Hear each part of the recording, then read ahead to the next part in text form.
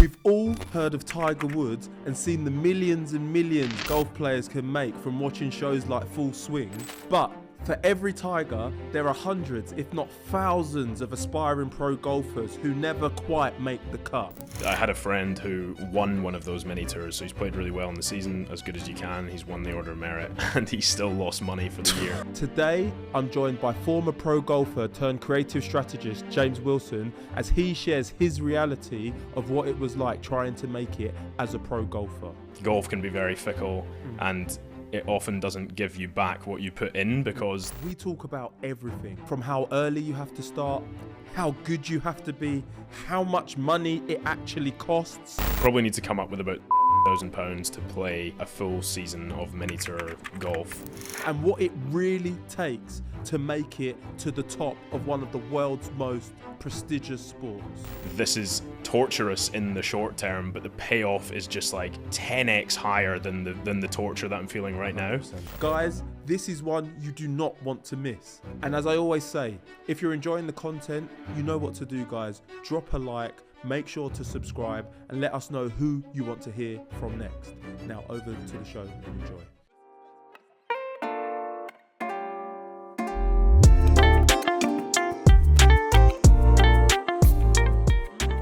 Hi guys, welcome to another episode of What My Best Friend Does, where we talk to best friends in the hope of inspiring you to take immediate action. Today, I'm talking to my best friend, the creative strategist and content creator, James. How you doing, bro? I'm very well, thank you. How are you? I'm doing very well. Welcome to the show. Thanks for having me. We like to start with a little icebreaker. What did you want to be growing up? Well, I wanted to be a professional golfer for as long as I can remember, and that did end up happening. Oh, okay. Yeah, maybe the reality wasn't quite as glamorous as how I imagined it when I was sort of 8 years old, but it did happen, and I'm glad it happened. But yeah, that was what I wanted to be. So you turned the dream into reality, but I've introed you as a creative strategist and content creator. So yeah, take me back. Like how is it you became a pro golfer, and what has led to this transition into this new role you have now? Yeah. So I've played golf my entire life. I mean, my dad's side of my family were big into it, and in some ways, I guess my hands were tied. Like when I was sort of, most people, when you say, "Oh, when did you start playing a sport?"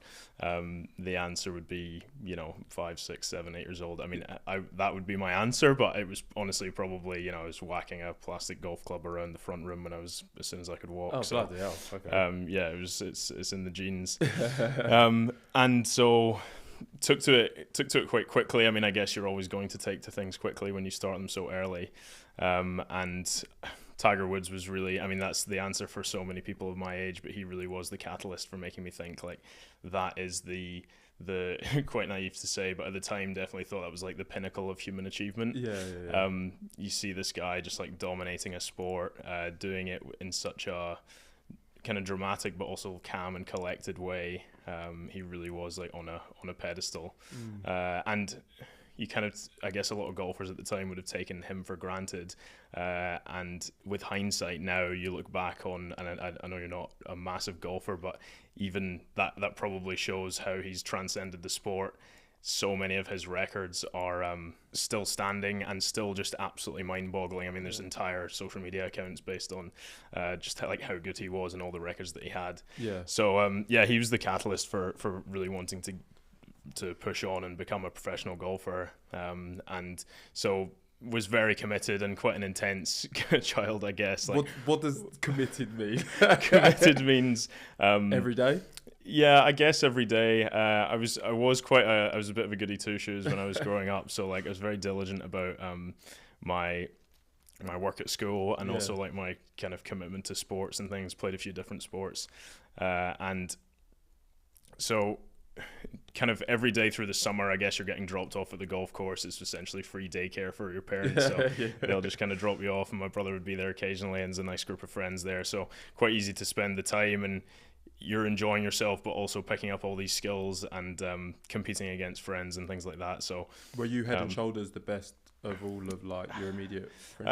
I guess like in a small in a small pool of people, maybe yes, but not necessarily head and shoulders at my golf club or in my county. Like I was kind of, in the teams and in like competing in events and things like that. But once it got to like national level, not so much. Like I definitely wasn't a child prodigy, but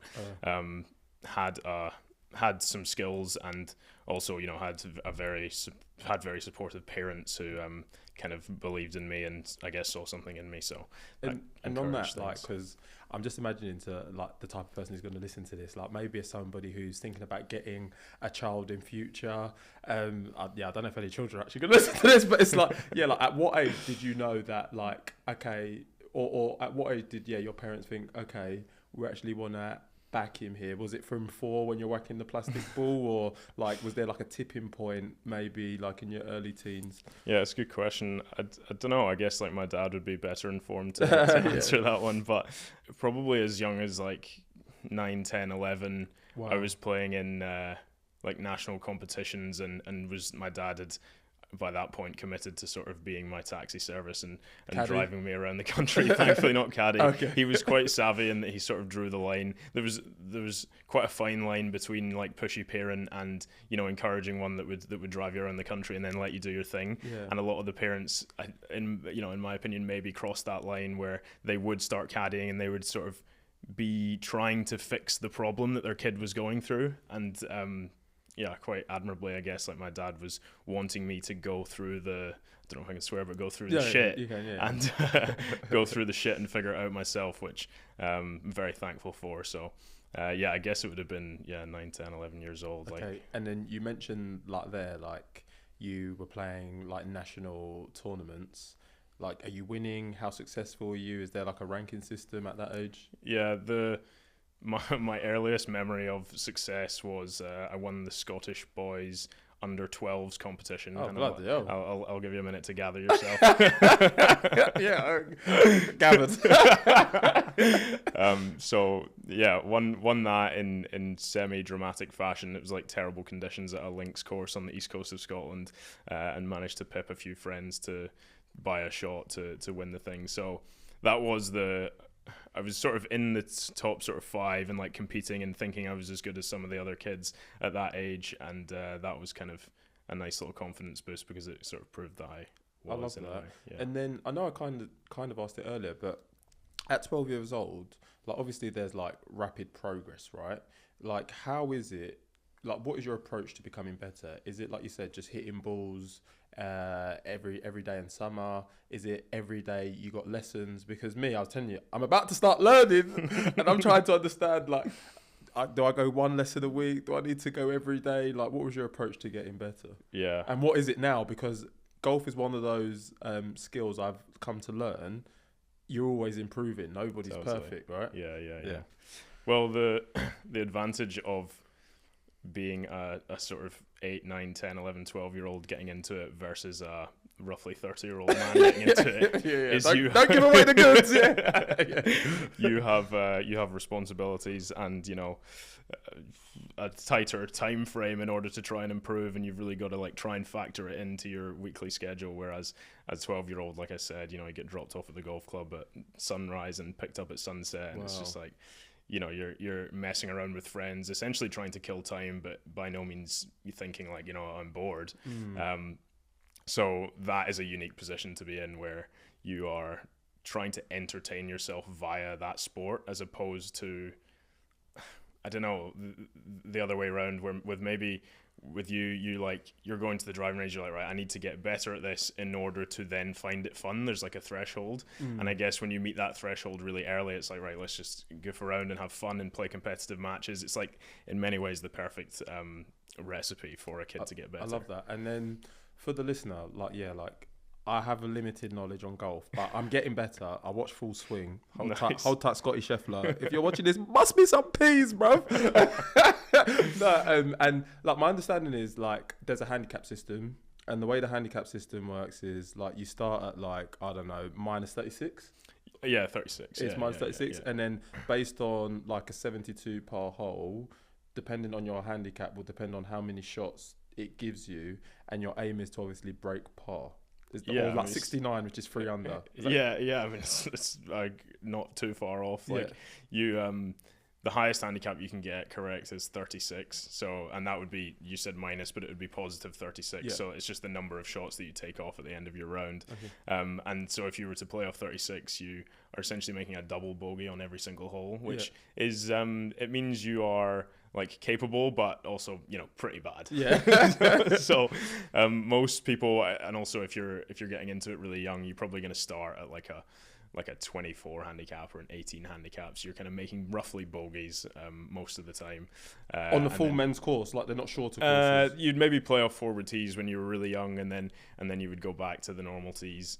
But yeah, that's basically how it works out. And then you gradually try to, as you improve, you're always putting in scores and competing, so the handicap falls as you start to get better. And for people who are like aspiring to become like professional golfers, I look at scratch as like pro.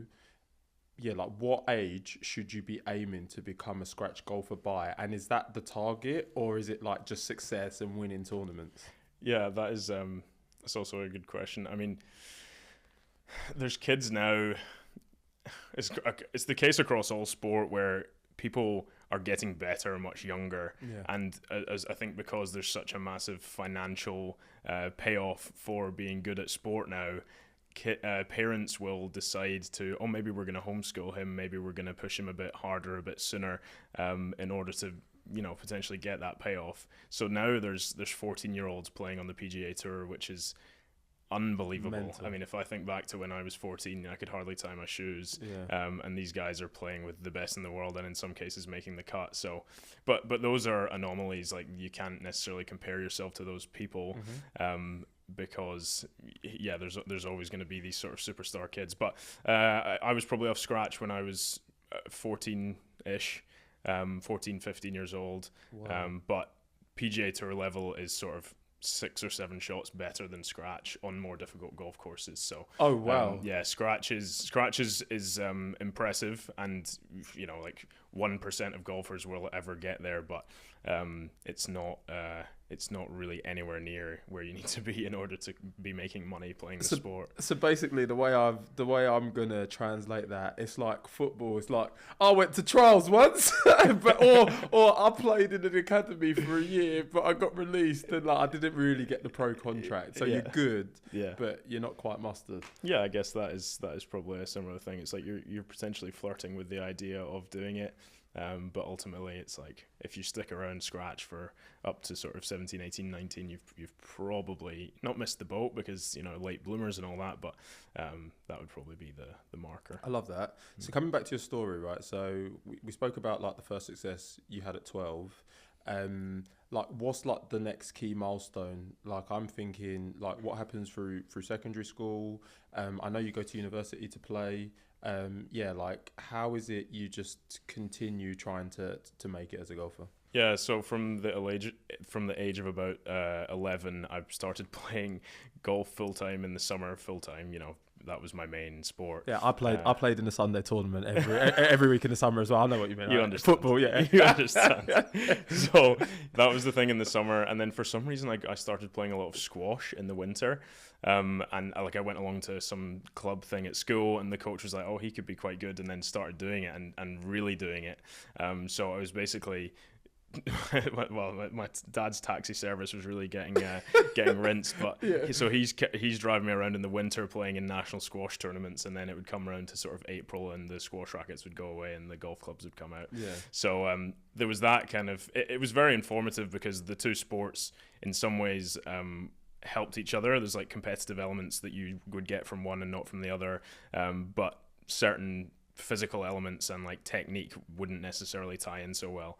Anyway, I was still sort of set on golf being the end goal, because I mean, golf has so much potential for, if you weren't to end up playing the game for a living, it's a massive industry, you know, a global one, and with lots of money in it, whereas squash isn't quite the same. So still had the sights on playing golf, and then was kind of ticking along quite nicely, you know, won the odd tournament here here and there, but was still not a child prodigy. And I guess when you get around to sort of 16, 17, you're starting to think of where do you want to go to university, where do you want to go and study. And a lot of kids at that age who are good at golf would go to the US to go and play college, because the NCAA system is very competitive, and in the best way. It generally fosters the best players in the world. But there is also a risk attached with that, which is you pay a lot of money to go a long way from home to be under the guidance of a coach who you don't necessarily know at that point. The facilities might not be very good, all these sorts of things. And if you want to guarantee that you don't fall into those traps, you are generally, and you want to get a good academic grade at the end of it, you're generally going to the very prestigious schools. So Stanford would be a good example. That's probably on the upper end.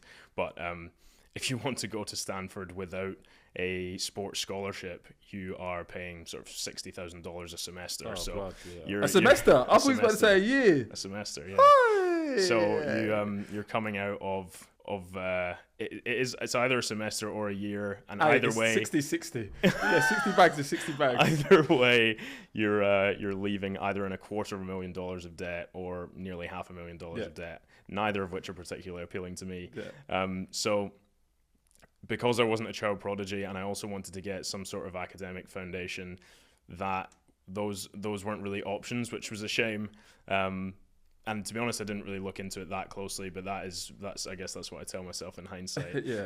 But anyway, the option at Stirling University came along, and I knew that, it's by no means the most academic university in the country, but it is solid. You know what you're getting. I knew the coach. I knew that they had produced a bunch of very successful players from a relatively small program, which is always a good sign, I think.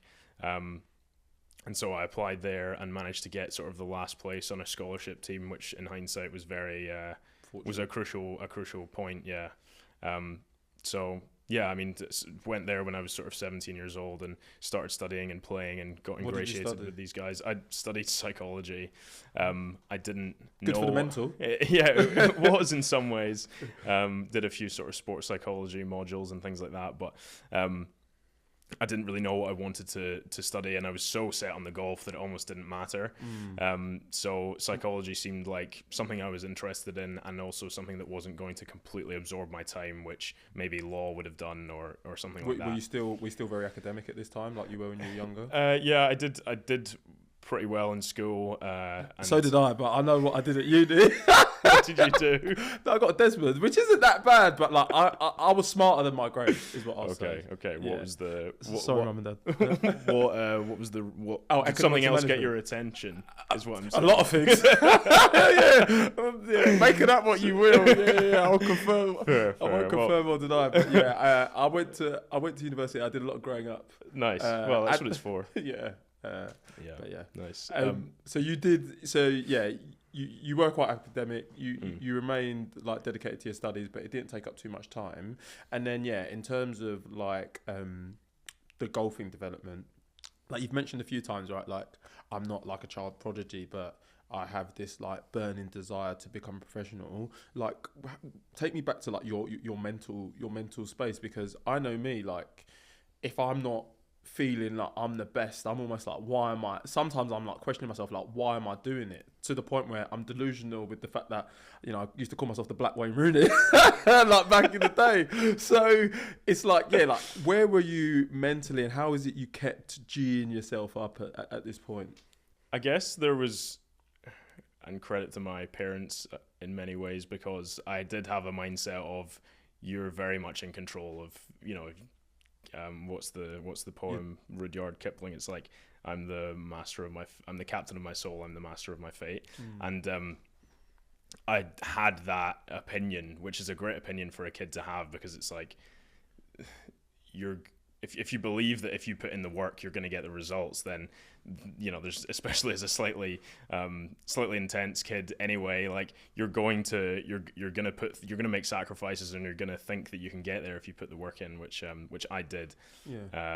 So it was difficult at times, because there were always kids, and at this point late teenagers, 20-year-olds, who were better and getting more attention and showing more promise. But it was with the right attitude, being in that environment was great because you're constantly, never be the smartest person in the room, but in a golfing sense. So you're always playing with better players. And I was generally the youngest in groups, so I was like, well, I've got time and I'm also in this environment, so I can be striving towards what these guys are doing, and I have the template right in front of me. Like I know what they can do, and I know how they've got there. So with time, I'll get there. And just in terms of like development, I think I mentioned like I was listening to you on a podcast, and I heard you say something like you were hitting the ball 240 yards, and then you put on like a lot of weight, and then you're able to drive it like a lot further. In terms of like actually developing as a golfer, it's like you hit a shot. Like, how is it you actually go about like getting the extra yardage, and is it, and like with the short game, is it like you get better reading of greens? Like, where does the development actually come? Yeah, I guess the advantage as well of being slightly behind the curve, or you're not quite as developed as the other guys, but also having that positive attitude and thinking being further behind means that there's so much growth to be done, and that's a really exciting prospect. So as a skinny little 16, 17-year-old going into this university environment, it's like I can go to the gym, I can start swinging it quicker and hitting it further, which was one of the most important things that I needed to do. And then you learn about all the mental side of it, you learn about the green reading, you learn about the preparation, you learn how to manage yourself around the golf course, you learn how to manage your emotions, and there's all of these things going on simultaneously as you're going through this program. So I guess there's a massive list of how you improve when you're playing golf. But for me at the time, I was sort of, like I said, a skinny little kid who had played a lot of squash, so was like cardiovascularly fit and good at sort of lunging into corners and getting shots back, but not necessarily generating like rotational and vertical forces in order to send a golf ball down a fairway. So that whole body transformation was top priority at a certain point. And I really liked that because golf can be very fickle, and it often doesn't give you back what you put in because there are so many external variables, wind and weather and slopes and bad bounces and your playing partner and all these sorts of things. Whereas the gym is like this controlled environment. It's like if I gradually lift heavier weights and eat as much as I can for a 6 month period, you're going to get the results. And in some ways it became like I almost got a little bit distracted by the gym stuff because it was so satisfying, because I knew I could put the work in. I had like a tolerance for physical tasks, and I was willing to push it. So that was an interesting process. But getting a mindset into what it takes is mental. So as you're like going through university, obviously you mentioned the fact that you like do actually turn pro. So like as somebody who was playing on the, I'm going to call it the uni tour, sorry don't butcher me, golf guys. And then what does that process look like, moving from playing for uni to making it as a pro? Like it's very simple in football, right? You're in an academy, you get picked up, you get the pro contract, or you don't. Like, is it that simple? Like, they give you some contract, or like, how does it work when you're becoming pro? Yeah, there's it's pretty complex, to be honest. Well, not complex because ultimately the best players and the guys who stick with it and get the results are going to progress. But there's so many different ways to get up the rungs of the slippery ladder. So. Coming out of university, for example, there's an event called the Palmer Cup, which is US colleges versus European universities. And if you're one of the best in Europe in your university, or you qualified through an event, you got into this one. And that was a really good thing to have on your golfing CV. It got you a lot of notoriety, potentially some sponsorship, potentially some deals here and there. So that was one way that would kind of boost your accreditation or credibility. But then the main thing is when you're at university or when you finish university, you're playing in a circuit of events around the UK which are kind of globally renowned, and you're working towards, most people in the UK are working towards getting on the Walker Cup team, which is the amateur version of the Ryder Cup, which you're familiar with. Yeah. It's one of the, I mean, not a historian, but it's one of the oldest amateur golfing events in history. So it has this massive weight and historical value to it. And it also comes with, if you can make it on that team, you're going to get starts on the, you're going to be able to play in a bunch of events at the next rung of the ladder. You're going to get sponsorship, you're going to get opportunities, which is really what you need at that point, because as I'm sure we'll get onto, like, there's a big financial commitment required. There are lots of different fiddly ways to kind of sneak into an event here and play well and then get into the next one. But this Walker Cup, if you can get into that, you can generally have a little cushion of, here's 6, 7, 8 events you can go and play in, find your feet, and then hopefully have a few good results and then kick on from there. So is there ever an age limit to which you can, like, get onto the Walker Cup team? No, I don't know if they still do, but the US team sometimes have one mid-amateur, which I believe is like over 40 years old in the team. But no, there's no age limit. There's a full range of like 18 to 30 plus year old guys who are playing. It was really like, it's meritocratic in that sense. Like, you play the best in the right events, you get in the team. Okay, so like, did you make the team? So that was I didn't in the end. So I finished at university, was progressing nicely, but nothing had quite clicked yet. And then one of the smaller of the bigger events, which was a real turning point. And then the following year, which I think is into 2019, started to play really well and had a lot of solid finishes in the bigger events. And the Walker Cup is every 2 years, and it was coming around the following year. We so the start of 2020, the Scotland team would always go away to South Africa to play in a bunch of events, and so went out there, played quite well, did particularly well in one of the events, came back, and it was COVID. Oh, so that year was kind of teed up quite nicely, done well in one of the big events early on. Basically, if you win one of the big events from that point, you're probably going to get in the team. And so we arrive home and it's like lockdown. And then from there, it was they opened things up gradually and like then closed back down again, and like this event would be on and that event would be on, but you couldn't really go and practice. So it was like it was a tricky sort of limbo to be in, because you want this end goal, but it's like, I can't actually put in the work to feel like I can achieve it, which was difficult. And it ended up being that because the restrictions were looser in the US, there were a bunch of kids at college in the US who ended up making the team. And by no means am I saying that I would have got in the team, but it would have been nice to have had the opportunity to prove it to yourself. Exactly. And there, it was as good a chance as I'd had, in my amateur career up until that point. So that was a shame in some ways, but also COVID, as I'm sure it was for many people, was this like rare opportunity where you could get really good at FIFA. You took the words out of my mouth.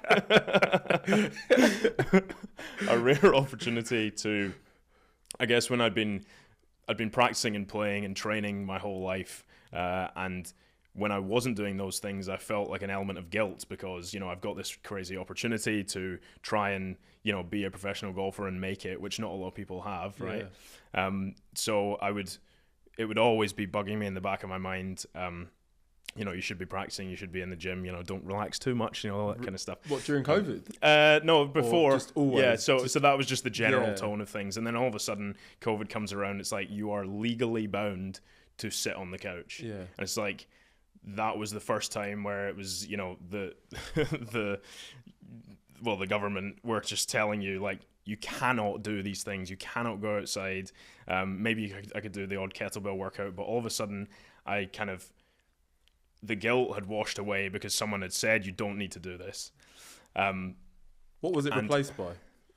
Well, it was replaced by a realization that the guilt was self-inflicted. Yeah. And so to have that kind of weight lifted was like, well, it's actually my choice whether I feel the guilt or not. And then gradually I'd always had like a creative element. When I said back when I was applying for university, it was like, am I going to do this golf thing or am I going to go and study something like architecture was kind of on the horizon as well. But, which was probably the correct decision. You do the sport thing when you're younger, and then if it doesn't work out, you have time to do the brain thing. So I'd always done creative pursuits and kind of had like a long list of movies I wanted to watch and books I wanted to read and like things I wanted to learn, say graphic design stuff, and in that world, and all of a sudden had the opportunity to do all of those things and felt very fulfilled by it, and also started to question, do I want to give up the next 10 years of my life? Because professional golf and professional sport, you can be like a well-rounded individual, but you can never fully explore another part of yourself, because that would come at the sacrifice of, this thing that you've built. So it felt kind of timely in some ways, because am I going to spend the next 10 years of my life pursuing this golf thing, or do I feel some kind of fulfillment that could be a bit more reliable and maybe even more satisfying elsewhere? And so that question, that seed was sown in my head and never really stopped growing, I guess, from that point. This is so deep. Like so many places I want to take it. The first one is like, you mentioned your parents earlier in the conversation, and like they were great. As you're having these doubts, like, what's their advice to you? And like, is your dad like, fucking hell, son, I'm giving you 10, 15 years of my peas? Like, no, I'm joking. But like, were they supportive in any decision? Because I know you mentioned like they gave you autonomy, like he wasn't your caddy. Like what were the conversations like to help navigate your decision? Yeah. Overarching, they were like, do what you want, which is the correct approach. Yeah. But I've no doubt that my dad had some kind of coming to terms with the fact that he had provided this environment for me, and my mum as well. I guess my dad comes to mind because he's the one actually doing the driving, and he's the one who's into golf. But mum also deserves a lot of credit. But yeah, I'm sure he had a moment where he sort of had to come to terms with the fact he's put in all this time and had seen all this potential in me to be a professional golfer, and knew that I wanted to do that from when I was a young kid. And so he would have probably had to have like a very, I imagine it was a very small like grieving process of maybe that's not going to happen, but ultimately like my parents want me to do what is going to make me happy and content, and if that was going to be golf, then great, and if it wasn't, then it didn't matter to them. No, I love that. And then like, how long is it that you end up just like not doing any golf for? Because you mentioned you did a little bit of kettlebells. Like, how long was it that you actually went without like this improvement that you'd been achieving for so many years? I kept ticking away at it, and like gradually maybe the golf course would open locally and you can go and play some golf, and I kept my eye in, because these thoughts that I was explaining weren't concrete in my head at this point. Were you enjoying it when you went back? No, it wasn't unenjoyable, but it wasn't I just maybe lost that little bit of spark, that was that drive that you need in order to kind of get up at 6 a.m. and go and do the thing, because you're just laser focused on doing it. So a bit of that spark had maybe gone. Was still enjoying playing, and at that point as well, it was as we found out, as like the golf industry boomed, but it was the main way you could get out of the house and see your friends and get some exercise. So enjoying it in that sense, but kind of burdened with the thoughts of, is this going to be the rest of my life? Which is a question I'd never had before. Like on that, like we'll quickly touch upon it, because you do actually end up turning pro, right? So how does that decision come about, and like what actually happens when you turn pro? So I kind of these doubts are in there somewhere, but you're never going to know for sure unless you do it, and that was kind of the approach. Because there was, at that point, there was the potential that, this crazy life-changing thing, which was COVID, had sort of, I was going through this blip of like doubt, or, whatever that feeling was. Maybe I didn't want to do the golf, but there was a chance that as life started to resume again, that would just fade away. And I would hate to have cancelled the golf plans on this relatively temporary period of my life where I was maybe doubting playing it. Eventually, decided to get some funding from friends, family, people I'd met along the way, and turn professional and get funding. Yeah. Pray tell. You have to get funding to go on a golf tour. Yeah. So in football, we get a little subs, like a little £5, pay the referees' fees. Funding, that sounds like you're going to uni in America, bro. Yeah, I know. Yeah, talk me through funding of becoming a pro golfer. Yeah, please. Yeah, it's I guess it is a unique sport in that sense. Because people think it's a rich man's game, and I guess Yeah. it is, but funding, not everyone has it. So yeah, talk us through it. Yeah. It's a rich man's game in certain ways, but in Scotland and in the UK, it's very much democratized, if that's the word. Yeah. Like, it's very accessible for the most part. So the perception of it here versus the US is and culturally it is quite different. But yeah, in order to enter events and travel around the country, and with it being such an all-consuming thing, you really need to fund your whole life. Like, you need to, I was living at home at the time, but say someone needed to pay their rent, they need to pay their food bills, they need to pay for their car, they need to pay for the petrol that gets them to the events, and it's £250 to enter each event, and you play in, what do you play, like 20 to 30, maybe 20 to 40 events in a year, depending on what your appetite is for competing. Wow. That's basically like an event every week or every other week. Yeah, if you wanted to. Generally, there would be like an off season, and people would focus on a certain tour, which probably had closer to 20 events in a season, and then you would do some like peripheral things through the winter to try and gear you up again for the following season. Yeah. But yeah, say it was 30 events that you played at £200. I mean, that's $6,000 straight out of the gate, and you have to pay for them up front, or you pay them as you go? Pay them. Generally, there'd be like 2 weeks before the money would come out, and you would enter them all at the start of the season, and then gradually the money's just gradually dripping. And it's one of those things where once you're in, you just want to be locked in and thinking about the golf. Like, you don't want to be thinking about fundraising. That's why you do it. Like, before.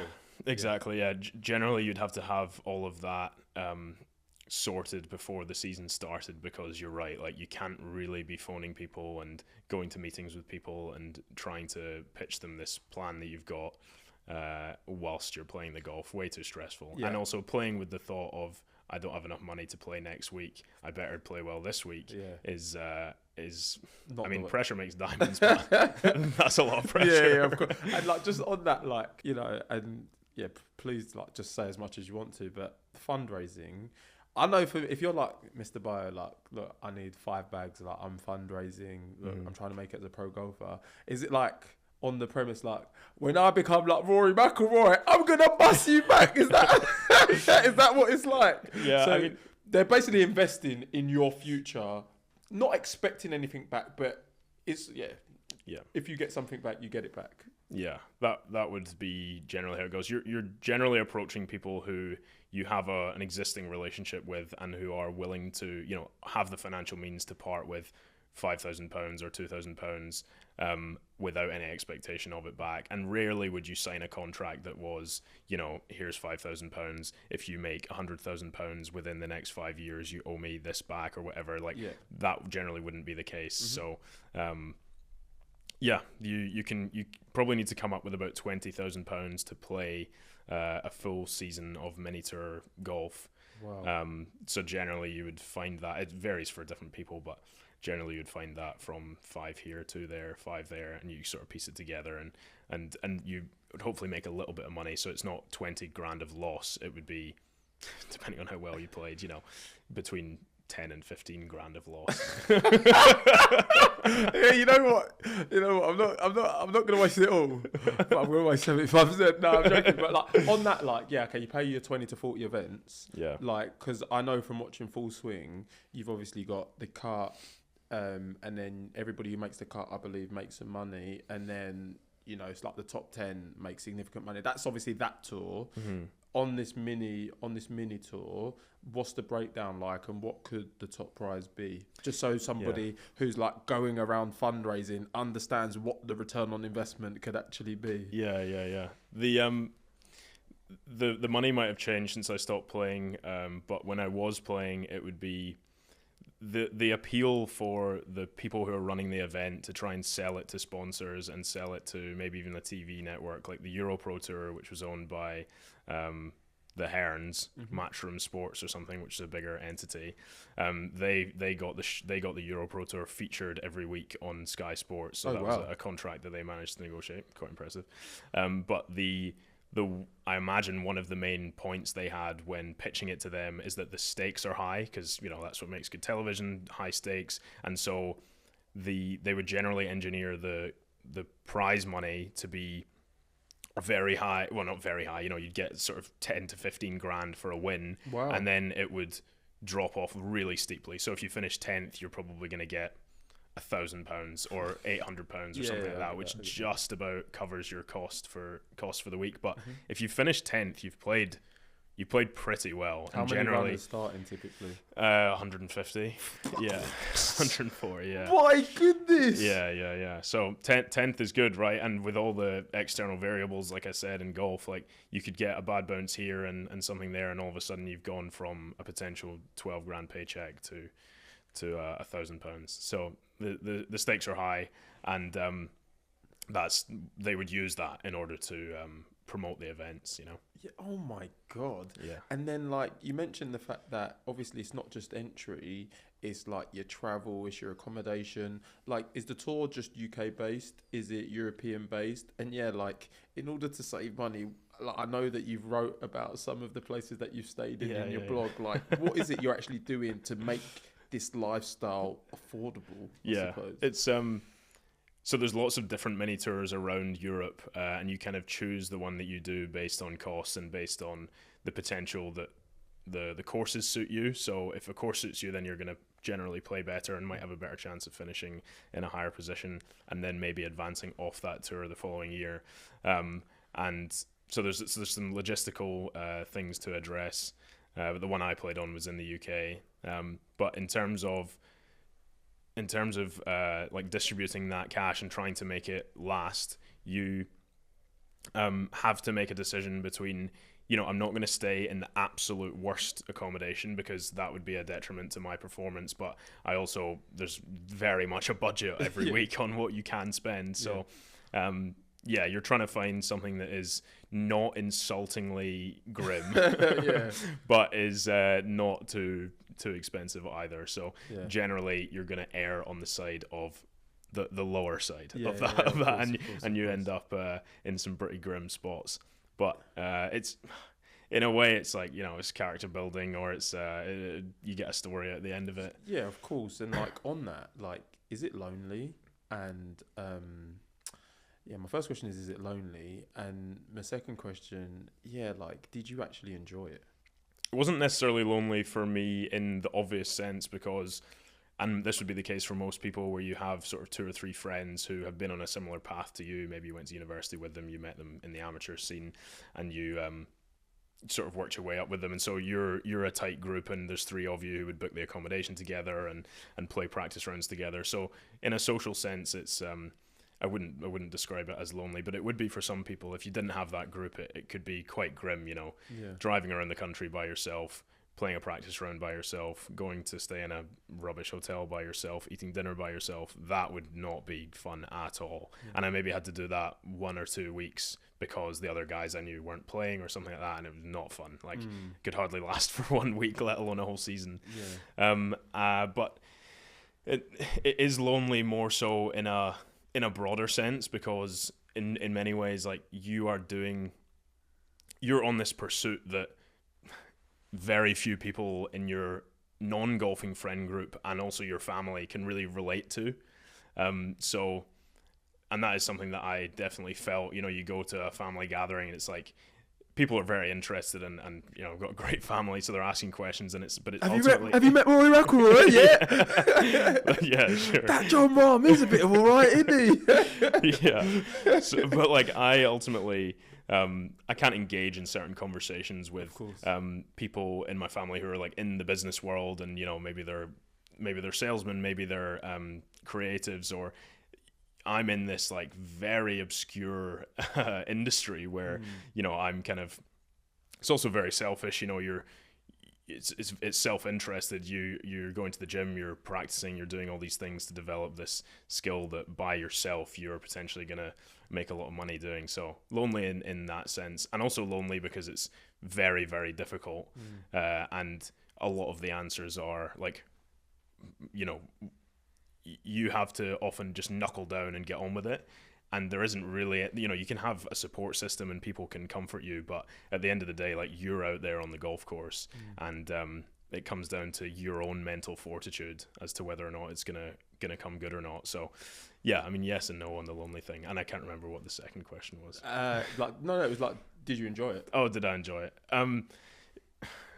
It wasn't. It would be sort of Because tone deaf to say that I didn't. That it was really grim, or that it was, because it wasn't, and it's an incredible opportunity that you've got, like, to even be in a position to try and play professional golf. It's like, you are so like, that is such a privilege. But it's weird, like, enjoyment, I think, in that context is like, it's not enjoyment in the way that you go to the pub with your mates, or, you know, you go and do a fun activity with your girlfriend or something. It's like enjoyment in, this is torturous in the short term, but the payoff is just like 10x higher than the torture that I'm feeling right 100%, now. 100%. So it's like that kind of delayed gratification, long term, like, deep satisfaction that you get from a good performance. So when that would come good, it's enjoyable. But, you know, 95% of the time, you know, the best players in the world, Tiger being an exception, win. I don't know the actual statistic, but they'll win once a year. Yeah, it's mental. So 1 out of 40. So the times that doesn't happen, you generally feel a bit shit about yourself. It's a cruel sport. Fucking hell, man. This is what I want. This is why I wanted to have this conversation, because to anybody who like golf has boomed, right? And I watched Challengers recently, which is like about tennis. And like, I've had like a player care person who works in the tennis industry, and it's like, there's so many people who are trying to make it off the Challenger Tour, but you just see Federer, you see Nadal, and that's not the reality. And I feel like it's very similar in golf, right? You see top swing, you see the top of the top, they're making 1 mil, but actually, like, the actual fact is, there's so many young boys and girls who are trying to make it, and like, this is like the actual reality. You know, we're talking about you know, is it a point system? And like, if you were to make it as, like, obviously you were a pro, but how is it you progress from the mini tour to is it like the DP? Yeah, so it'd be mini tour, challenge tour, DP world tour, and generally that's the case around the world. There'd be 3 tiers to professional golf, and in order to claim those rungs, you have to there'll be a season-long run of events and an order of merit that's ticking over as you play in them, and the top, depending on the tour that you're on, at the bottom, generally there'll be 5 cards available, so tour cards, to go up to the next level. So you finish in the top 5 in the order of merit, you get a card for the level above, and then once you get into that, which is the Challenge Tour in Europe, there's then 15 cards available in the season-long race to get onto the 15 big out of boy how tour. many people who are playing? There'll be, again, about 120 to 140 each week, and then across all of the events, like, some people are coming in for certain events and they get the odd invite, there'd probably be 300 or so, 320 who are on the rankings, you know. Yeah. And would a pro ever drop down to play a challenger just to, like, get their eye back in if they weren't winning? Yeah, I mean, people lose their card on the main tour, well, every year, obviously, and the kind of the retention rate of a DP World Tour card, as in how many years in a row that you keep your card, I don't know exactly what it is, but it is sort of jarringly low. Like, even these guys who are incredible players, if they can keep a tour card for 3 years in a row, it's an incredible achievement, because, you know, it's so competitive and golf is so fickle, as I've said. Yeah, and like, if we talk about the mini tour and challenger, like, what is like an average salary? Because you've mentioned the fact that you're 20 in the hole, maybe you recoup 10. Let's say you make it up to challenger, maybe the prize pools are a bit bigger. Like, what would a good season look like? Well, on the mini tours, I had a friend who won one of those mini tours, so he's played really well in the season, as good as you can. He's won the Order of Merit, and he still lost money for the year. Oh my god, sorry, I'm just he played one of the ones in Europe, so maybe he spent 25k, and he's won twice, which is 10k a piece up to 20k, and then won an extra 4 or 5k, so he's like maybe just netted out at even. And he's played like really impressive stuff throughout the year. Anyway, so that's the reality of it on the mini tours. Oh my god! And then you get up to Challenge Tour, and the purses are bigger, which is great, and you have the potential to win some real money at that point, which is sort of maybe the biggest event, and it's probably changed now, but from what I can remember, it was about 70,000. So that's a decent chunk of cash. But what comes with the Challenge Tour card is you're traveling to further afield. Yep. You are competing at a higher level, which means you probably have to take care of yourself in a slightly different way. Maybe you're seeing physios, maybe you're flying a coach out in order to keep you ticking over, so the costs go up as well, generally to about 50 to 60k for the year. So again, though, there is the potential. You need to make a decent amount of money in order to keep your card, and at that point some people are getting paid by sponsors and manufacturers. So there's a chance that you actually do make a small salary for the year, but it's by no means like everyone on the Challenge Tour wants to get off and get onto the DP World Tour, because it's like a maintenance thing. It's not you're not going to be retiring off and the then money you make like there. And just before we move on from this, if you make it DP World Tour, are you making bank? Because all you got to do is like make one cut and then you're nice, or like because I going back to Full Swing, like what's his name, Joel Dummett, like he's obviously sick, but compared to the other people we were looking at, they painted him out to be like a very like below or middle of the way player. Yeah, true. And it looked like he, I don't know, one mil, but struggling because he's paying all this stuff. At what point, even when you're there, do you start to make money? PGA Tour is a slightly different kettle of fish, because the money's way bigger there than it is in Europe, because of TV and everything. Yeah, exactly. And golf's just bigger in the States, and the sponsorship opportunities are bigger, so the purses are huge. And yeah, you're right. I mean, the PGA Tour is the dream, and maybe Live is now, but it's not. Boo. No, I'm joking. Live is in a similar echelon because of the money that it pays out. Yeah. But you can have one amazing week and win $1.5 million, and that is the enticing thing about it, and that's the enticing thing about the whole process, because it's kind of like gambling, and it's toxic in many ways, because you're like, well, I've played badly for the last 3 weeks, I've spent all this money, but I'll throw more chips in, and there's a chance that I'll win 15k next week, on a mini tour, say, you win an event and make 10 grand, and then you're kind of back and you can keep the ball rolling, but it's quite a toxic process. I know I like golf, and it's because it's like poker. You literally just explained it, and it's like poker. I know I like golf. Exactly. My wife's going to listen to this. It's just going to be like, for fuck's sake, here he goes again. But okay, I feel like, I'm crystal clear, and like, who would want to be a golfer? It's basically like what the summary of this conversation is. Yeah. But like, how long did you end up chasing that dream? And like, what's the tipping point where you're like, you know what? I had these thoughts in COVID. I think I'm actually just going to down tools and go and pursue some of my other passions. Yeah. So I played a few events at the end of one season. I turned pro in those events, and then got a card for one of those mini tours the following year. Played the full year, and probably relatively quickly into that year realized that it wasn't what I was wanting to do, for the next 10 years of my life, and in some ways felt a bit conned in a way, because it's like you've grown up with this perception of what professional golf could be, and all of a sudden the realities of it become clear. And if you spoke to anyone on the DP World Tour or on the PGA Tour, for the most part they would say, it's nowhere near as glamorous as you would think, but it became clear that even if so the scenario that I was in, mini golf, playing on the mini tours, if that was to go really, really well and I was to have a great year, I get off that mini tour and I get onto Challenge Tour, and then I have to find 50 grand of sponsorship in order to then travel around Europe in still relatively shitty hotels, play in these events, have all the pressure of still not being where I want to be despite playing really amazingly the previous year.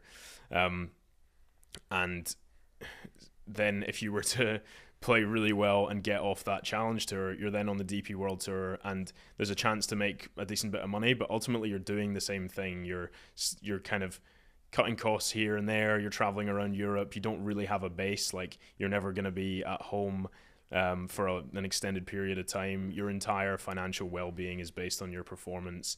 Your body is your tool. And that was something that I kind of had a few injuries and managed to get through them, but like, as I just couldn't imagine, with all the pressure of, you know, trying to compete and make a living and potentially support a family by doing the golf, and then you're reliant on your body, which you can take care of, but ultimately is, you know, temperamental, especially as you start to get older.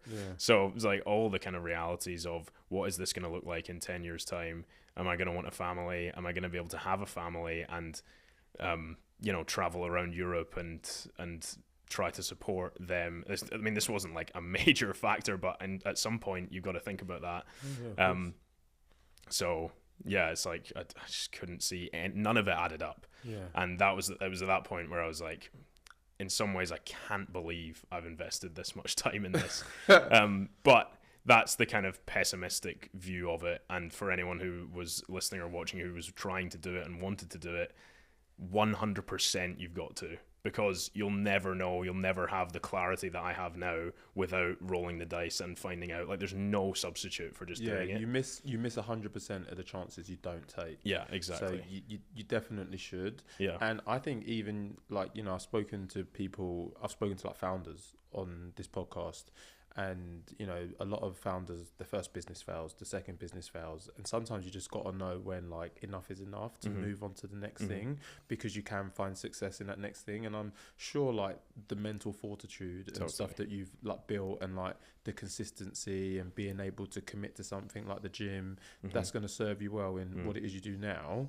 So that brings us nicely into it. But before we do, like, you said goodbye to, you didn't really say goodbye to the game, but like, how good were you? So we spoke about you being scratch, we spoke about pro players being +6 at the time where, like, you know, you were on the mini tour, you decided to go. Like, how good were you? What was your ranking at that time? So in one of the first few events as I turned pro, I managed to win, but it was a small kind of it was in Scotland. It was one of those Tartan Pro Tour events, and sort of 36 holes around a course that I knew, but still impressive to, like, get the job done relatively early on in the professional career, but not necessarily a measure of, like, this is definitely going to work out. By no means that. So played in a few more of those, and then the following year kind of struggled a bit, missed some cuts. Like, the golf courses were quite different to what I was used to. Eventually had, like, a decent result. I think I finished second in one of the events. So yeah, I mean, there was, and everyone you play with, generally you'd say, like, you've got the potential to make it, but at that point it becomes a lot about the personal reasons that I spoke about. Are you equipped, like, you know, mentally, and do you see your life going down this path, in which case you can fully commit to it? And then the financial element is also a big thing. So yeah, a lot of people have the potential, and I think if I could have existed in a vacuum without all these thoughts that I'd mentioned, there's no reason as to why I couldn't have got there. But that's pointless to think about, because, you know, I have these thoughts, and in the end I didn't want to do it, and was probably fell short in some skill-based ways to actually get the job done. So without traumatizing you, were you like a +1, a +2? Well, I'd got to scratch when I was sort of 14, 15, and then by the time I turned pro, I'd turned pro off like +5 or something. Oh, bloody hell. Basically what, like, that's what you kind of, if you're not there, you're probably not going to. Oh, you're not good enough to even turn pro? Probably not. Oh, okay, some people would. Okay, bloody hell. Okay. So no, but I just like painting like that full, like, holistic picture. Yeah. And then, like, just as we round out this section, like, I feel like this whole conversation has been like, there's a big misconception about golf. But, like, as I ask you, like, what is the biggest misconception about being a pro golfer? Yeah, it probably is that, and I think a lot of people would the the perception of it being quite glamorous, and a lot of people getting lured in, as I'm sure a lot of guys did when they were my age, of watching Tiger Woods and seeing these guys and names up in lights and winning tournaments, fist pumps on the final greens of major championships and big winners checks and things like that. And then, to be honest, nothing in life is that good, and that's just naivety of being a 15-year-old and thinking like that would be amazing.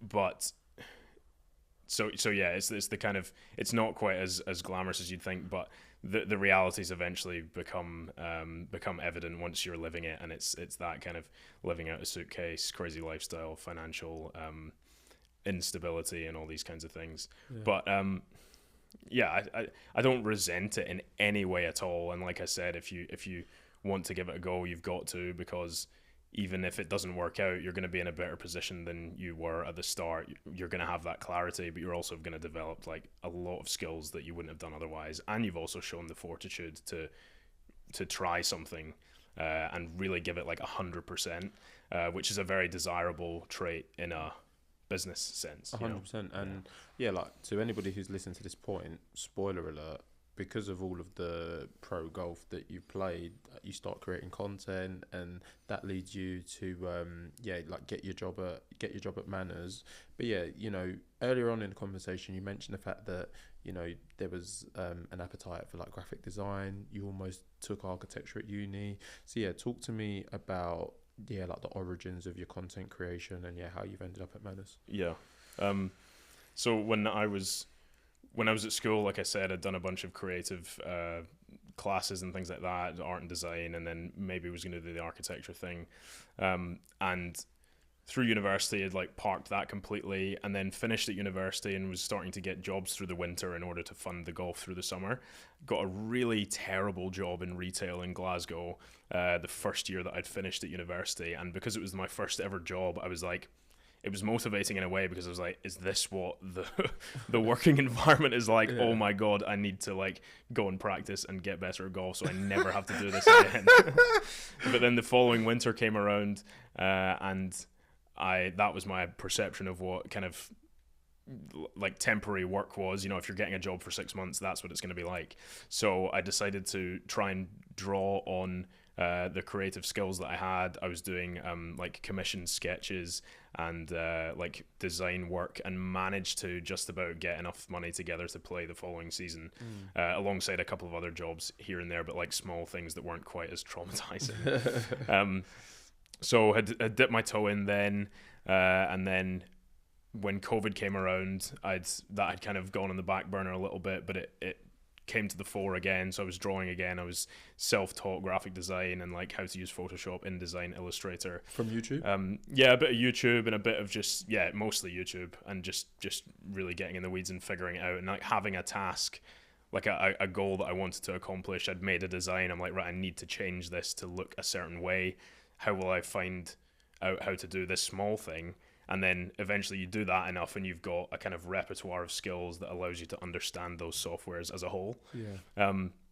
So that was great. Eventually, I found myself like, oh, I'm competent at using this like Adobe software, which is cool. And then I'd also been doing some writing through COVID.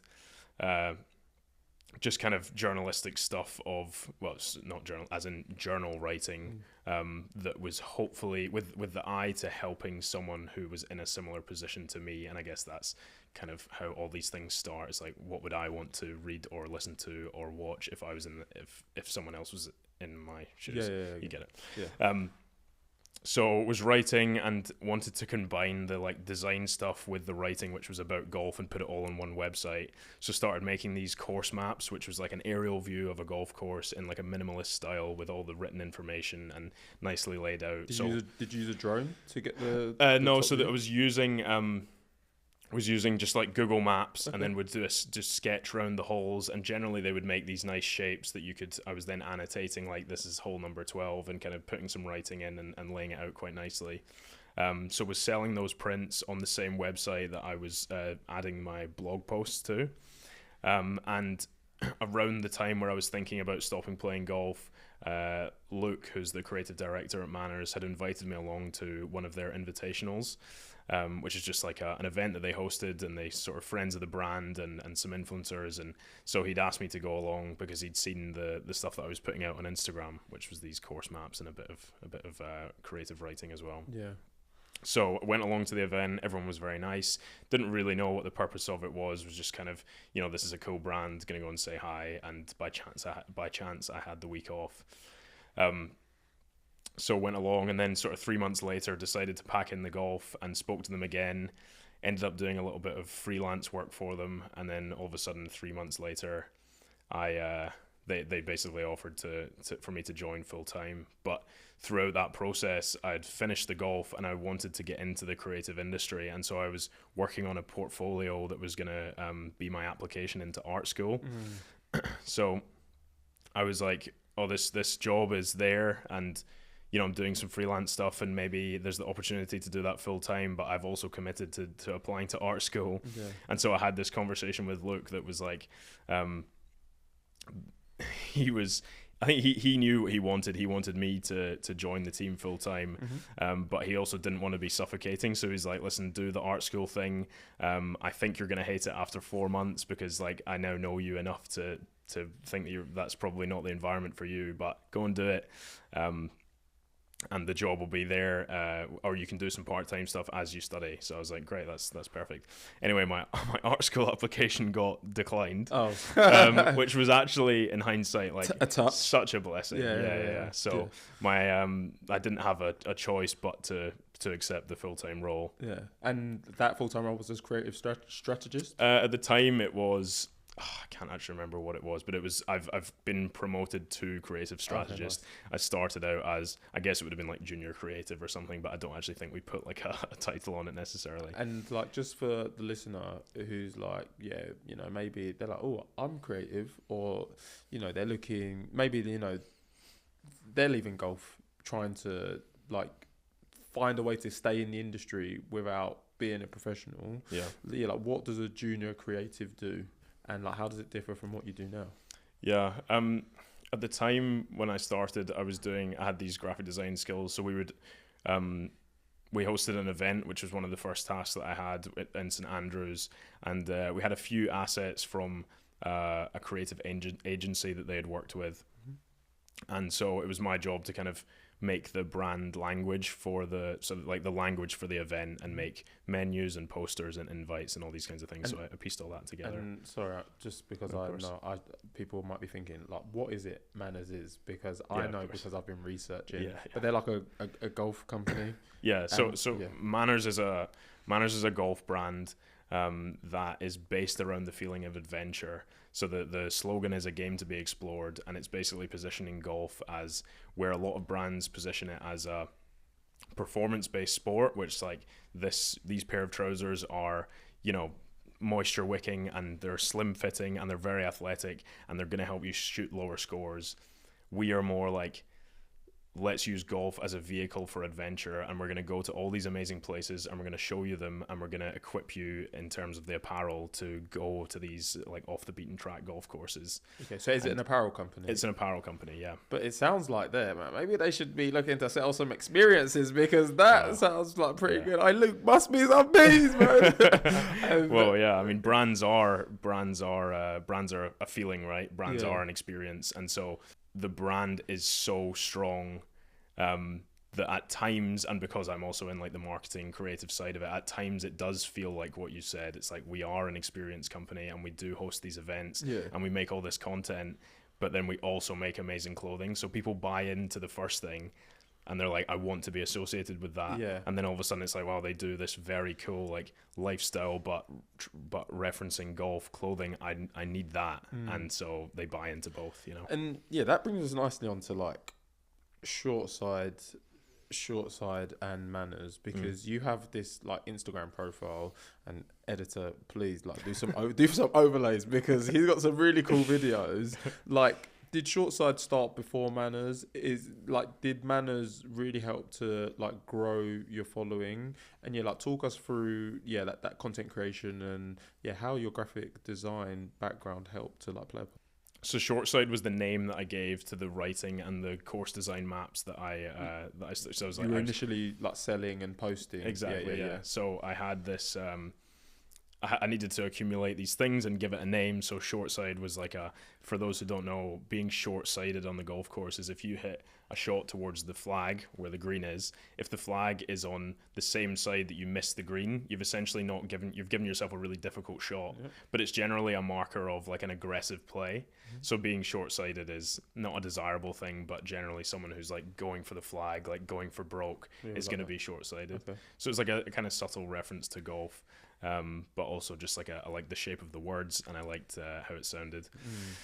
So that was the name that I gave to those graphic designs. And then when I started working at Manors, I was like, well, I'm good at golf, but I don't really care about the results anymore. I may as well stick a tripod behind me and like film me, playing these desirable golf courses, which was now the case because I was at Manors. We're going to amazing places and playing them in a way that probably most people, is quite aspirational, I guess. So I started posting those videos on the same account that I had done the graphic designs, and then all of a sudden, people will now call me Shortside. Yeah. Which, if I knew this was going to be the case, I maybe would have thought twice about the name. But it's worked out fine. I was making the videos because I was like, well, might as well. We're going to all these amazing places. I have the time and I'm not bothered about the performance anymore. And I guess like there was a spell when Manors, say a year in, we were going very old school on the content game, where it was like we would shoot a campaign, we would take a photographer who would get really nice stills, and we would get like a hero campaign film which kind of encapsulated the trip that we'd gone on and was highlighting a new collection of product. But as you can imagine, quite quickly you do the launch, you have a teaser, you have a main film, you like the products here, like, wow, isn't this amazing? It's all very well art directed, you have a bunch of photos, you can populate the website, and then it's like we've run out of things to post about. We don't have any videos, we don't have any like iPhone stuff. So our creative director was ill one week and did like an absolute deep dive into like Gary Vee, Alex Hormozy, like all these kind of content kings. That's maybe a bit generous, but they do know their stuff. Yeah. And so from that point, we kind of decided to really up the scale of the content output. And it was in part my task to figure out what worked on these platforms. So, a hook within the first 2 seconds, trending audio, a good cover image if you're on Instagram, like all these different small tweaks that you make to a video in order to get the eyeballs on it. So I kind of collated all of those notes in a bid to make the Manors content better, but obviously at the same time was making my own, was understanding my own content more. And at the time was making a video every day just to get into it, because I knew there was potential in what we were doing. And I was just making a video every day. They were rubbish at the start, and gradually, you're on CapCut, you figure out, oh, we'll make this little transition and that will make the video better. And I'll add this little text, like written hook on the screen, and that will make the video better. And so, a video would get 20 likes, and then the next one would do quite well, and it would get 35, and then the next one would do 50, and then you'd make that little tweak there, and then you'd get 100 likes. So yeah, I mean, it was definitely like it was simultaneously that they improved. And then just like diving in again, because I'm looking, like you're playing these aspirational courses, so like regardless of Shortside, like would you have played the courses anyway because you were doing that for Manors, or like it's managed to kind of somehow it's meshed that's the content that's resonated, so now you're almost being sent to play these courses because that produces the best content, which helps to push the Manors lifestyle. Yeah, exactly. I mean, we initially the Manors guys were doing these trips, and they were more than happy for me to shoot content and promote myself, because they obviously had the foresight to know that if they can have a really good brand ambassador who's also in-house, like that's an amazing position to be in. And so many brands now are like founder-led. I guess like Ben Francis at Gymshark, for example, like he's very much forward-facing, but they didn't want to be that, which I think was a good move in many ways. It potentially gives you a bit more longevity because the brand doesn't live or die with you. Yeah. So they've been very like forthcoming with helping and wanting me to do these shoots, and it's now got to the point where like I'm being approached individually to do the shoots, and then it's like, well, I can provide you deliverables on my own content, and then we can also do something via Manors where there's a bit more production value. So yeah, it's worked out really well, and it's because the guys understand the game, and they've been able to like let me do my thing in many ways. And like, you know, this is like such a full circle moment, right? Because I suppose when you started working with them, you didn't know that this was going to be the outcome. Like, how has your relationship with golf changed? Like, are you shooting better scores now because you're just there, like, enjoying, like, trying, like knowing that you're making content, but you're not you compete with yourself. Yeah. It's like, how can I make a beautiful shot? Do you know what I mean? Totally. So, like, what's your relationship like with golf now? Yeah, it's changed massively, I would say. Obviously, when you're doing something for a job, you need to optimize everything that you are doing. So it takes a lot of the fun out of it. And then when I stopped playing and started, I could see myself not playing golf for sort of 2 to 5 years when I stopped playing. And then all of a sudden kind of landed in this job. And then I'm like, I'm kind of forced to play, but I don't really want to, but I'll do it anyway. And there was like a 6-month period after I'd stopped playing. So I still had all of the kind of practice and skills that I had when I was playing, but I no longer cared at all about the outcome. And I was probably playing better golf then than I had been the year previous. And then I guess that was a little honeymoon phase, but since then I've played less and less golf, and ultimately like not caring almost at all about the outcome. So it's gradually dropping off, but yeah, my relationship with it is I do now see it, and in many ways like embodies what I said about the brand. Like, there are very few sports, maybe surfing is another one, where it is an excuse for you to get in touch with your friends and book a trip. You know, like, let's center the trip around golf, but it's like the perfect vehicle to go to Portugal or further afield. You know, we've been to Japan, been to all these amazing places, and none of it happens without golf. So you need to get back to the range. I'm definitely going to get back to the range. I'm definitely going to get back. Like, the final thing we'll say, like, just going back to your content creation, because I've had a few aspiring content creators on. You seem like a really creative person, and it seems like it's always been there. Like, yeah, like, you know, you write, you create these videos, you've got these scripts that are like pretty dry and very funny. Like, where is it you get your content ideas from? Are you looking at other people who produce golf content? Is it original? Initially, I think when I did that discovery phase with work, where it's like what does well on social media, like, definitely found a few references and things like that. But as time's gone on, I've kind of I did a video at the end of last year, which was the best golf trip of 2023, and it just absolutely took off. And it was like a kind of relatively slow-paced narrative around like a trip that my brother and my dad did up to a place called Askernish in the Outer Hebrides in Scotland, and we stopped off at a few other golf courses along the way, and it culminated in this thing all in 90 seconds. And that was the first like kind of viral moment. It ended up getting like 2.5 million views, which was crazy. Yeah, I know, it was crazy, and ended up like, because of the style of the content, it was very much like savable, and people were following because it's like, oh, well, if he's doing these trips, I want to make note of like that trip. It looks amazing, so I'll follow. So I think that then drove sort of, I don't know, like 10,000 followers literally off that video, which was crazy. So those kind of moments are very informative, because it's like, well, let's do more of that. Let's go on more incredible trips and document them, and write a nice story that goes along with it. And make sure the visuals are good. Like, I've got a reasonable eye when I'm shooting on my iPhone, which, you know, sounds silly, but it's true. And so, yeah, it's like a combination of references and then just figuring out as you go what works. And so like, I was looking at that, and like a 90-second montage. There's a lot to cram in, right? Yeah. When you're filming, like, as an aspiring content creator, like, I'm being asked to do more stuff that isn't just a podcast. Am I just like filming? Do I just like walk around with my phone? My phone was stolen a few months ago, so I don't even like recording for starters. But like, what is it you do? Like, do you know? Oh, okay, this would be good. Or you just filming lots of things, knowing that in the post you can just try and like mishmash it together, and something good will come from it. Yeah.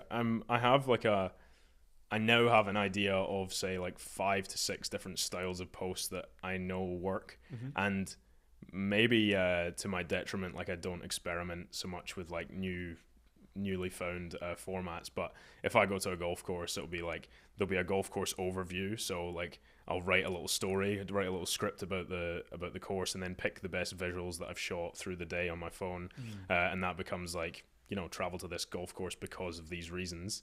And then there'll also be like a 9 holes in 90 seconds, which is just me playing 9 holes, dead easy, like quick cuts, scoreboard at the top. There'll also be like a single hole, like a play a hole with me, which is just me playing 1 hole, narrative over the top. And then there'll be like a whole trip overview, which do the best. So it'll be like, you know, I went to Portugal and played 8 courses in 8 days. Here's an 8-second review of all of them. But how much content are you reviewing to get those 8 seconds? Oh yeah, they are. Those are kind of torturous in terms of the edit, to be honest. Yeah. But yeah, the ones that take the longest edit and require the most thought generally do the best. Yeah. But yeah, it's having an idea. It's testing enough to figure out, right, these are the formats that work, and then when you go out on your next trip, you are able to, like, you have an awareness of, oh, that shot will be good because I'm going to say that this is an interesting thing about this golf course. I better get a visual cue for what that is. But golf is also nice because I can separate what my own life is. I don't post anything about my day-to-day life on there. It's like exclusively golf. So when I'm operating, you know, day-to-day, I'm not even thinking about being on my phone, which is nice. So it's just when you're at the golf course or like you're much. at like a golf-related event that you're creating content. Yeah, so it's pretty easy to like switch it on. Yeah. But yeah, it's just like, it's for yourself. It's like deciding how much of myself I want to share. Yeah, a bit of that. And like, what are the formats that you see work from people in your industry, and kind of, well, genuinely copying those, and then figuring out how you can put your own little spin on that. But yeah, it's tricky. I mean, the best way to do it is just like commit to posting every day for 4, 5, 6 months, and at the end of it, you're gonna know way more than you did at the start. I'm here now, and like, no. Exactly. I do agree with you, and like I've seen it with the growth of this podcast, and even like the questions I'm asking on these episodes.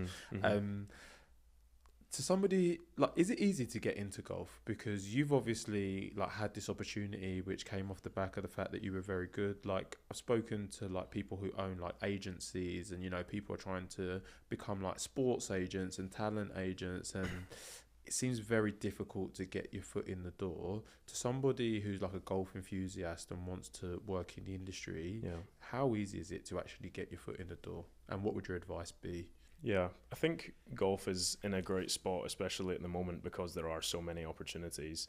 And, you know, within the domain of golf, it's like there's space for people who can write, there's space for accountants, there's space for like business development managers, there's space for all sorts of different things. So I don't know exactly how difficult it is to get into the industry, but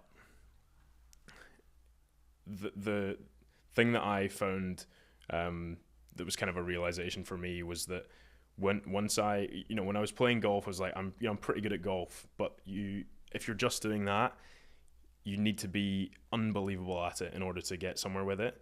But as soon as you combine that, like, you know, very good at golf with another skill set, which is the creative element, which is the writing, the graphics, that kind of that side of things, it makes you super unique. Yeah, because there's loads of really good golfers, but there's only so many really good golfers who are really good at writing. Yeah, exactly. Yeah, there's loads of these and there's loads of these, but there aren't that many of those. So that would probably be, I mean, it's difficult to do, but if you can cross-pollinate 2 like passions of yours, and maybe that's a big ask, like 2 passions is a lot, but if you can bring those 2 together somehow, like, that gives you your USP, and that is like massively valuable. I think that's like a great piece of advice. And like in everything that you do now, like, is it like, what's the most challenging thing? Because it seems pretty cool, right? But let's give the reality. Like, are there difficult moments? Well, I mean, I was speaking to my friend about it the other day, and sometimes I do think that golf is such a difficult, it really kicks you when you're down, and it gives you so little back, and it's so difficult, but that's ultimately what makes it so satisfying when it goes well. And that's equipped me really well for this job, because essentially it sounds maybe a bit ridiculous to say, but in my head, like, nothing's as difficult as trying to play professional golf. So everything else is a bit of a breeze. But the most difficult thing that has been in the last year is that at Manors we are a small team. And ultimately that means, as a startup with, you know, not a massive amount of funding, everyone needs to wear different hats and be like multiple people. And so you end up being spread a little bit thin, and that's been the case for most of the guys, but everyone, you're in this team together, so you get on with it. But as time goes on, and maybe the lag between like progress and being spread thin, like you're spread thin for slightly too long. And that's starting to change now as business is going well. We're kind of gradually expanding the team and able to delegate certain tasks to specialists within their field. So, you know, I'm no longer doing, say, the email marketing, which I just sort of got handed and I've kind of figured it out. But, you know, if someone's like a real specialist at that, then that frees me up to do what I can do, and it means that person's now doing that task to, you know, a really high level. So that's been tricky, like verging on a sort of burnout thing with just being pulled in a few different directions. But I would want to tread that line quite closely, because that's ultimately what like gives me the satisfaction and the excitement of like helping to grow this thing, you know. I love it. Like, as we just round out the conversation, man, like, where do you see yourself in the next 5 and 10 years? Like, do you still see yourself playing many rounds, creating lots of content? Like, what's next for you? Yeah, I'm definitely going to be playing a decent amount of golf. If the body allows. If the body allows. The body's actually in a good spot now. I think like a lot of the injuries that came along were quite like, you know, just like stress and like tension related. And since then it's been a bit more zen. So yeah, we've started doing this YouTube channel. Well, Manors has started a YouTube channel. And as part of that, we do a series called A Change of Course, which basically frames an amazing golf trip that we do under the umbrella of me having gone from professional golf to enjoying it for the adventure. So that's the kind of overarching theme, and then it follows me like through this journey. We went to Japan recently. Wow. And I'm presenting it and kind of doing the voiceover and things like that, and that's the potential for that to go somewhere is quite exciting. I mean, time will tell, but I think things will probably go down that route a little bit more. Traveling the world, playing these courses, reporting back on them. There's just one thing that's missing, like a novice. Like, how about you take, like, you know, a 30-ish-year-old novice with you who's also a presenter, and you try and make me the best. Oh, not me. You try and make the person the best golfer they can be. You slipped up there because I didn't know what you were trying to say before, and then it was clear. No, I think that's a very compelling idea. I think we could pitch that tomorrow to the guys. Do you know what I mean? Yeah. No, James, this has been such a great conversation. We do have a quick fire round. You ready for it? Favorite player? Rory. Favorite golf course? Askernish, that place I went. Favorite club? In golf club in my bag. 2-iron. No practice swings, or use your least favorite club every other shot? No practice swings. Yeah, don't bother with them anyway. Play par threes with a putter or par fives without woods? No woods. Okay. Win one major but never break par, or no majors? Oh, but always major. Shoot. The major. And then I'm just gonna go one more. Like, who's your dream dinner guest? Just like, do you go with someone from history? Do you go with like a sportsman? I guess Tiger. I guess Tiger. Yeah, kind of a basic answer, but just invite me if it ever happens, you know.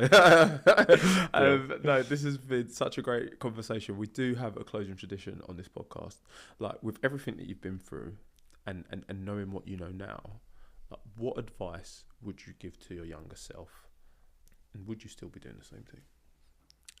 The advice would be, and when I spoke about COVID, one of the books that I read was Steve Jobs' book, and something that really resonated with me at the time was he gave a speech at a Stanford graduation ceremony, and he said that life is like a series of dot to dots, you know, like a drawing that we'd have that's made of dots, and you move the pen through the different dots, not knowing what the end result is going to look like. And each of those dots is like a passion of yours, or something that your intuition is telling you to follow. and you should follow that intuition, because at the end of that whole process, you end up with an amazing tapestry drawing of like a complete skill set. And without following that initial, you don't go, unless you go to dot number 1, you don't find dot number 2, and you don't find dot number 3, and you don't find out what that whole picture is. So that kind of resonated with me, because I was like, oh, do I do this creative thing? Do I teach myself the graphic design? And that was gratifying. That was reassuring, because yes is the answer, because it's led me to like what I'm doing now. I love it. James, where can people find you, bro? What socials? Short.side on Instagram is probably. Yeah, search for him, but never call him that in public if you see him, okay? You can go with that. So short.side. Yeah. Okay. Yeah, that's it. Yeah, whatever. Okay. Yeah, sure. And then also go and watch the Manors YouTube channel. There's a couple of episodes of a change of course. Yeah. One of them's on ours, and one of them's on the PJ Tours. Oh. Yeah. Oh, mate, that's huge. Yeah. I'm looking forward to continuing to follow your journey. Yeah, thank you.